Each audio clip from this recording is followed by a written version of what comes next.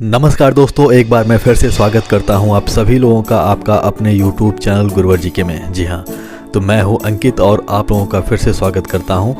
आज क्लास 3 है। जी हाँ, क्लास 2 हम पहले ही अपलोड कर चुके हैं अपने इस YouTube चैनल पे। तो आज हम क्लास 3 शुरू करने वाले हैं NTPC तथा ग्रुप डी के GA तथा GS के संदर्भ में। तो चलिए ज़्यादा देर न करते हुए आज की वीडियो प्रारंभ करते हैं। आज का प्रश्न संख्या 1 है कि सबसे पहले कपास उगाने का साक्ष्य किस सभ्यता में प्राप्त हुआ है? तो बताएं अपने जवाब। जी हाँ, इसका जवाब होगा सिंधु घाटी सभ्यता। जी हाँ दोस्तों, सिंधु घाटी सभ्यता में सबसे पहले कपास उगाने के साक्ष्य प्राप्त हुए हैं। चलिए चलते हैं प्रश्न संख्या 2 की ओर। प्रश्न संख्या 2 है, यदि पृथ्वी पर वायुमंडल ना हो तो आकाश का रंग कैसा होगा? तो बताएं अपने जवाब। जी हाँ, इसका जवाब होगा सी यानी कि काला। जी हाँ दोस्तों, जैसा कि आप लोग जानते हैं कि जो नीले रंग का प्रकीर्णन होता है वो सबसे अधिक होता है।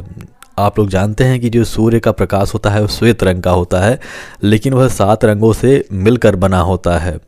और जब वह ट्रेवल करता है यानी कि जब उसका प्रकाश पृथ्वी की ओर आता है, तो आप लोग जानते हैं जैसा कि पृथ्वी के वायुमंडल में विभिन्न प्रकार के कण मौजूद होते हैं, विभिन्न प्रकार की गैसें मौजूद होती हैं।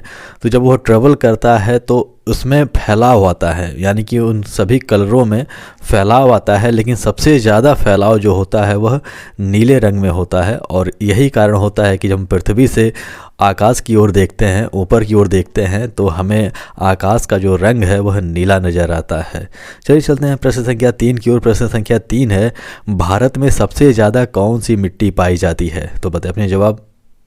जी हाँ, इसका जवाब होगा डी यानी कि एल्यूवियल मिट्टी, यानी कि जिसे हम जलोढ़ मिट्टी भी कहते हैं। जी हाँ दोस्तों, भारत में सबसे ज़्यादा एल्यूवियल यानी कि जलोढ़ मिट्टी पाई जाती है। उत्तरी भारत में सिंधु, गंगा और ब्रह्मपुत्र नदियां जलोढ़ मिट्टी का निर्माण करती हैं। चलिए चलते हैं प्रश्न संख्या 4 की ओर। प्रश्न संख्या 4 है, क्या मुस्लिम लीग ने कैबिनेट मिशन योजना के अंतर्गत संविधान सभा के निर्वाचन में भाग लिया था? तो बताएं अपने जवाब। जी हाँ, इसका जवाब होगा बी यानी कि हाँ, यानी कि कैबिनेट मिशन योजना के तहत जो संविधान सभा का निर्वाचन हुआ था उसमें मुस्लिम लीग ने भाग लिया था। लेकिन जब उन्हें पता चला कि उनकी जो संख्या है वह कांग्रेस से काफ़ी कम रह गई है, तो कहीं ना कहीं उन्हें यह बात खटक रही थी। और फिर बाद में उन्होंने निर्णय लिया कि हमें अलग संविधान बनाना है, यानी कि वो अलग संविधान बनाने की मांग करना शुरू कर दिए।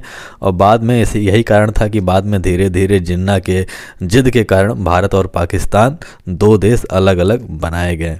चलिए चलते हैं प्रश्न संख्या 5 की ओर। प्रश्न संख्या 5 है, वर्तमान समय में राष्ट्रीय आय की गणना कौन करता है? तो बताएं अपने जवाब।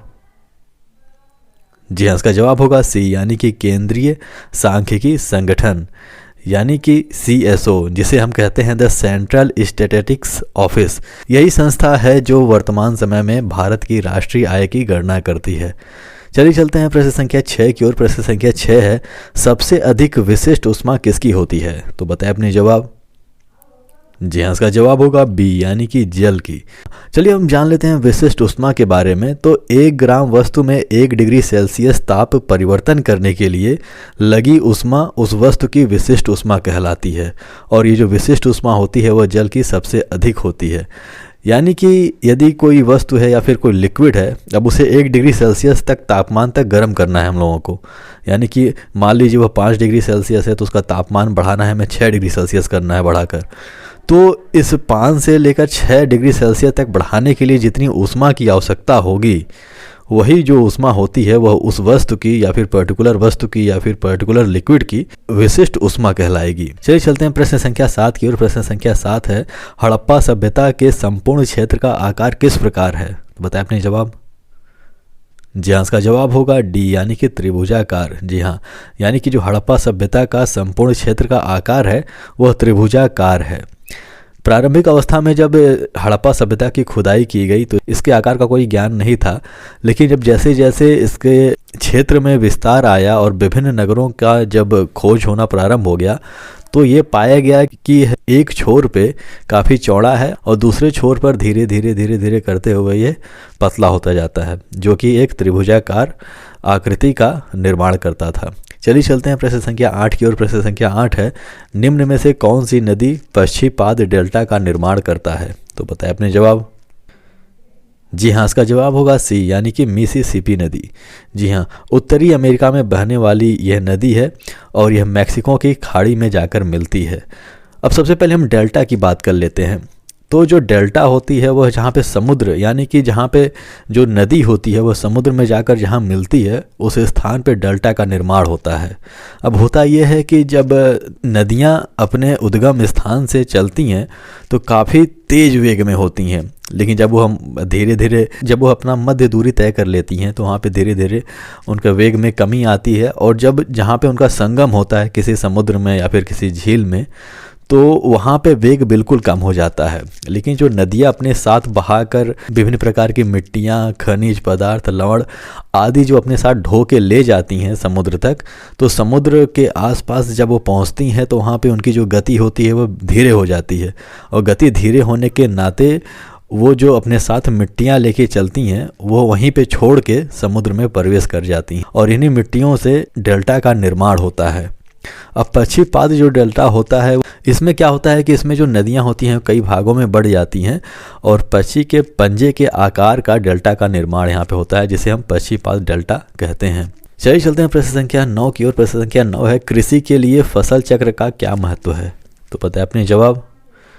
जी हाँ, इसका जवाब होगा डी, यानी कि उपयुक्त सभी। जी हाँ, यानी कि कृषि के लिए जो फसल चक्र है उसमें देखिए क्या होता है कि इससे उत्पादन में वृद्धि होती है, भूमि की उर्वरकता संरक्षित रहती है और भूमि का कटाव भी कम होता है। यानी कि यदि आप कृषि कर रहे हैं, कृषि कार्य से जुड़े हुए हैं, तो आप लोगों को फसल चक्र का महत्व पता होना आवश्यक है, क्योंकि यह ज़रूरी है कि फसल चक्र का इस्तेमाल किया जाए ताकि जो भूमि का उर्वरक क्षमता है वह बरकरार रहे, हमेशा बरकरार रहे, और इससे उत्पादन में वृद्धि भी होती है। जैसा कि आप लोग जानते हैं कि विभिन्न प्रकार की जो फसलें होती हैं वो विभिन्न तत्वों को ग्रहण करती हैं, यानी कि कुछ फसल कुछ खादें अधिक ग्रहण करती हैं तो कुछ खादें कम ग्रहण करती हैं। तो होता यह है कि जब आप फसल चक्र का इस्तेमाल करते हैं, यानी कि एक फसल के बाद जब आप दूसरा फसल उगाते हैं, तो इसमें होता यह है कि मान लीजिए पहला जो फसल है वह किसी एक प्रकार के खनिज का सेवन करती है, और जब आप दूसरा फसल लगाते हैं तो वह किसी दूसरे प्रकार के खनिज का सेवन करती है। तो इसमें होता यह है कि जिन खनिजों का उपयोग नहीं करती हैं ज़्यादा, वह धीरे धीरे उस मिट्टी में फिर से आ जाती है, यानी कि वह खनिज जो विशेषता होती है मिट्टी की, वह खनिज फिर से उसमें वापस लौट आती है, और जब अगले चक्र में हम नया फसल उगाते हैं तो उनके लिए पर्याप्त खाद मात्रा वहाँ पे मौजूद होता है। चलिए चलते हैं प्रश्न संख्या 10 की ओर। प्रश्न संख्या 10 है, संविधान सभा के लिए चुनाव कब सुनिश्चित हुआ था? तो बताएं अपने जवाब। जी हाँ, इसका जवाब होगा सी, यानी कि जुलाई 1946 ईस्वी में। चलिए चलते हैं प्रश्न संख्या 11 की ओर। प्रश्न संख्या 11 है, राष्ट्रीय आय का सामान्य अर्थ है? तो बताएं अपने जवाब। जी हाँ, इसका जवाब होगा बी, यानी कि साधन लागत पर निम्बल राष्ट्रीय उत्पाद। अच्छा, राष्ट्रीय आय क्या होता है? तो राष्ट्रीय आय किसी देश की अर्थव्यवस्था द्वारा पूरे वर्ष में उत्पादित वस्तुओं और सेवाओं के शुद्ध मूल्य के योग को राष्ट्रीय आय कहते हैं। 1868 में सबसे पहले दादा भाई नौरोजी ने भारत की राष्ट्रीय आय का गणना किया था, जिनमें उन्होंने बताया था कि भारत की राष्ट्रीय आय और यहाँ पे जो प्रति व्यक्ति आय है वह 20 रुपये है। चलिए चलते हैं प्रश्न संख्या 12 की ओर। प्रश्न संख्या 12 है, यदि किसी वस्तु को पृथ्वी से चंद्रमा पर ले जाया जाता है तो उसके साथ क्या होता है?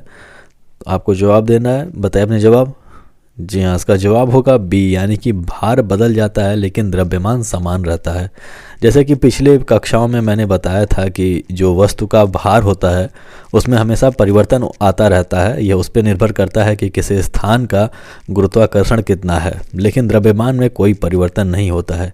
तो यही इसमें भी प्रश्न पूछा गया है कि पृथ्वी से चंद्रमा पर ले जाने पर क्या फ़र्क पड़ेगा। तो यदि किसी वस्तु को पृथ्वी से चंद्रमा पर ले जाया जाता है तो उसका द्रव्यमान तो समान बना रहेगा, लेकिन उसके भार में परिवर्तन हो जाता है, यानी कि उसका भार चंद्रमा पर कम हो जाएगा।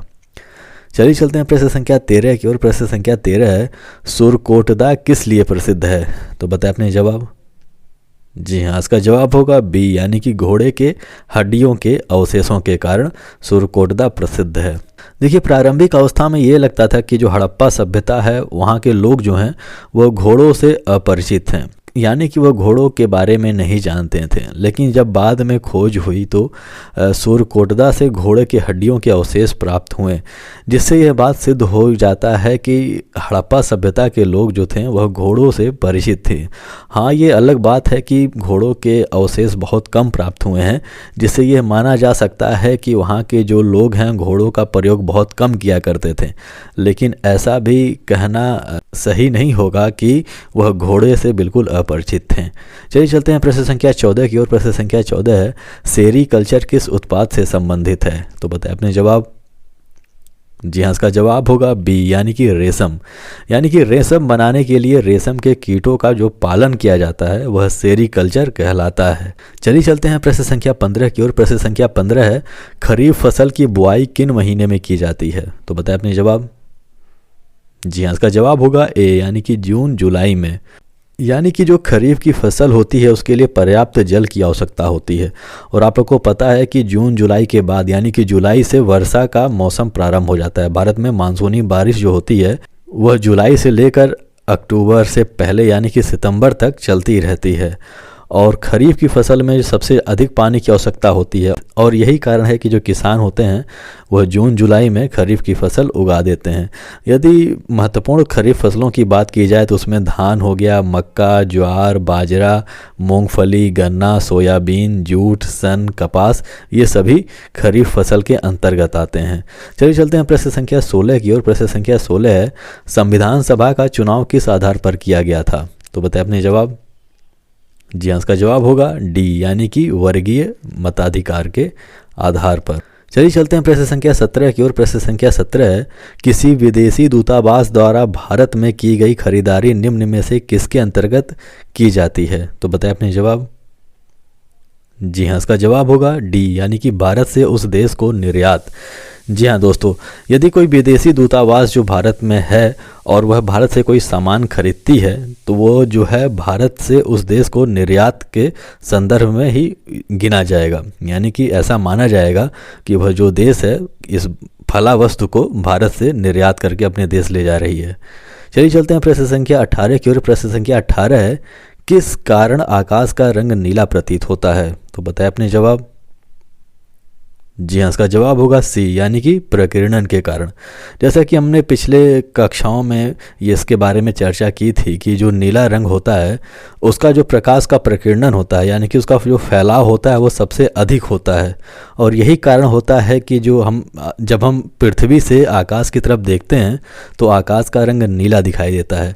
यदि हम पृथ्वी से ऊपर की ओर बढ़ें तो जब हम अंतरिक्ष में पहुंच जाएंगे जहां पे वायुमंडल समाप्त हो जाएगा तो वहां से जो आकाश का रंग होगा वह नीले की अपेक्षा काला दिखाई देगा। चलिए चलते हैं प्रश्न संख्या 19 की ओर। प्रश्न संख्या 19 है, मोहनजोदड़ो की सबसे बड़ी इमारत निम्न में से कौन सी है? तो बताएं अपने जवाब। जी हाँ, इसका जवाब होगा बी, यानी कि अन्नागार। चलिए चलते हैं प्रश्न संख्या 20 की ओर। प्रश्न संख्या 20 है, निम्न में से किस महाद्वीप में जल विद्युत शक्ति की संभावना सबसे अधिक है? तो बताएं अपने जवाब। जी हाँ, इसका जवाब होगा सी, यानी कि अफ्रीका। अफ्रीका एक ऐसा महाद्वीप है जहाँ जल विद्युत शक्ति की सबसे अधिक संभावना मौजूद है। चलिए चलते हैं प्रश्न संख्या 21 की ओर। प्रश्न संख्या 21 है, भारत में सबसे ज़्यादा गेहूं का उत्पाद किस राज्य में होता है? तो बताएं अपने जवाब। जी हाँ, इसका जवाब होगा बी, यानी कि उत्तर प्रदेश। चलिए चलते हैं प्रश्न संख्या 22 की ओर। प्रश्न संख्या 22 है, संविधान सभा के सदस्य किसके प्रतिनिधि थे? तो बताएं अपने जवाब। जी हाँ, इसका जवाब होगा ए, यानी कि जनता द्वारा अप्रत्यक्ष रूप से निर्वाचित थे। जी हाँ दोस्तों, यानी कि जो संविधान सभा के सदस्य थे वह जनता द्वारा अप्रत्यक्ष रूप से चुने गए थे। चलिए चलते हैं प्रश्न संख्या 23 की ओर। प्रश्न संख्या 23 है, बंद अर्थव्यवस्था का क्या तात्पर्य है? तो बताएं अपने जवाब। जी हाँ, इसका जवाब होगा ए, यानी कि जो अन्य देशों के साथ व्यापार नहीं करता उसी देश का जो अर्थव्यवस्था होती है वह बंद कहलाती है। यानी कि ऐसा देश जो खुद में ही इतना सक्षम हो चुका है जिसे न तो किसी देश में कुछ भेजने की आवश्यकता है और न ही किसी देश से कुछ खरीदने की आवश्यकता है, तो इस प्रकार के देश को बंद अर्थव्यवस्था का देश कहा जाता है। चलिए चलते हैं प्रश्न संख्या 24 जो कि आज का अंतिम प्रश्न है। प्रश्न संख्या 24 है, हर्ज किसकी इकाई होती है? तो बताएं अपने जवाब। जी हाँ, इसका जवाब होगा सी, यानी कि आवृत्ति। यानी कि जो हर्ट्ज होता है वह आवृत्ति का इकाई होता है। तो इसी के साथ आज की यह क्लास समाप्त होती है। आशा करता हूँ कि आज की क्लास आप लोग की अच्छी लगी होगी और पसंद भी आई होगी।